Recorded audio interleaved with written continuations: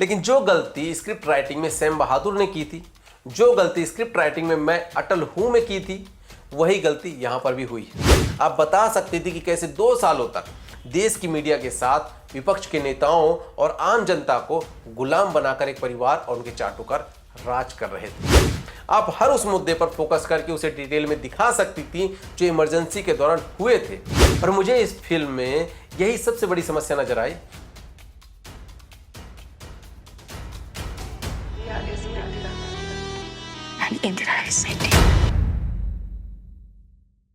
देखिए, जब भी कभी भारतीय राजनीति में सबसे विवादास्पद अध्याय की बात होती है तो इमरजेंसी का नाम जरूर लिया जाता है। 25 जून 1975 से लेकर 1977 के बीच भारत में जो कुछ भी हुआ उसने लोकतंत्र की जड़ों को हिलाकर रख दिया था। और इसी ऐतिहासिक घटना पर आधारित फिल्म इमरजेंसी हाल ही के दिनों में रिलीज हुई है, जिसे बीजेपी की सांसद और बॉलीवुड माफियाओं के निशानों पर रहने वाली अभिनेत्री कंगना रनावत ने डायरेक्ट किया है, प्रोड्यूस किया है और खुद अभिनय भी किया है। तो वीडियो शुरू करने से पहले मैं कंगना को सॉरी बोलना चाहता हूँ कि कंगना सॉरी इसलिए क्योंकि अभी तक जितने लोगों ने इस फिल्म को सबसे बेहतरीन फिल्म बोलकर कंगना को धोखे में रखा है, मैं उनके इस भ्रम को तोड़ने वाला हूँ।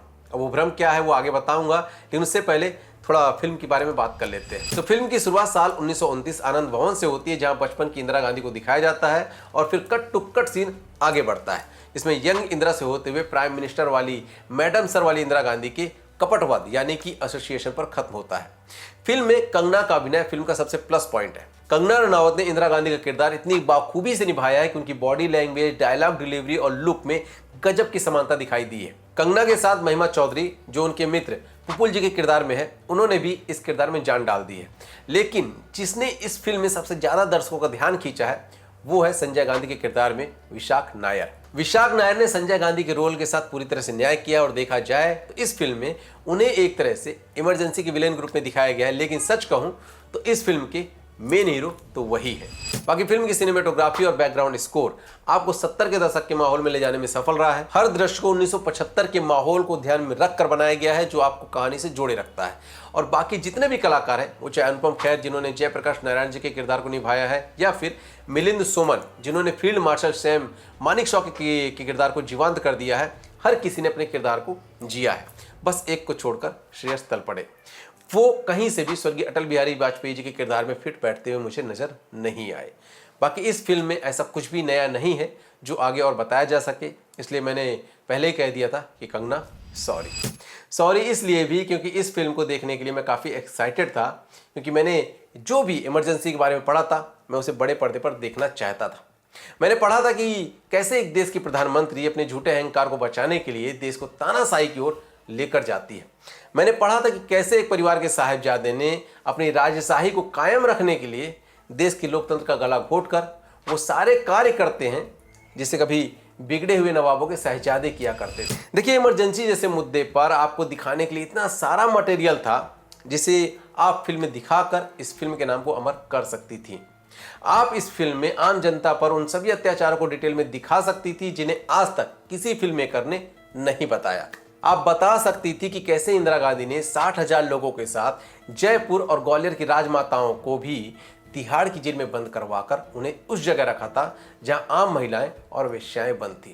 आप दिखा सकती थी कि कैसे विदेशी ताकतों के इशारों पर लाखों लोगों की नसबंदी करवाकर देश की जनसंख्या को साजिशन कम किया जा रहा था।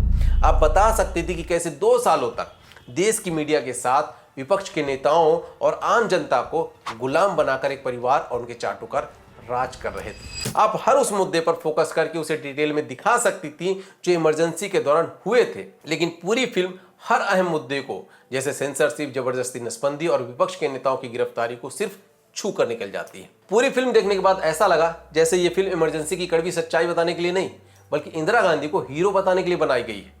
फिल्म देखकर ऐसा महसूस हो रहा था कि जैसे इंदिरा गांधी के निर्णयों को सही ठहराने की कोशिश की जा रही है। नफरत और मिला क्या है मुझे इस देश से। देखिए, कंगना रनावत एक बहुत बड़ी कलाकार और फिल्म मेकर है, और फिल्म मेकिंग पर उन्हें ज्ञान देना मतलब सूरज को रोशनी दिखाने के बराबर होगा। लेकिन जो गलती स्क्रिप्ट राइटिंग में सैम बहादुर ने की थी, जो गलती स्क्रिप्ट राइटिंग में मैं अटल हूं में की थी, वही गलती यहां पर भी हुई है। फिल्म का नाम जब आपने इमरजेंसी रखा है तो फिर मुझे नहीं लगता कि फिल्म में इंदिरा गांधी के पूरे जीवन को दिखाने की जरूरत यहां पर थी।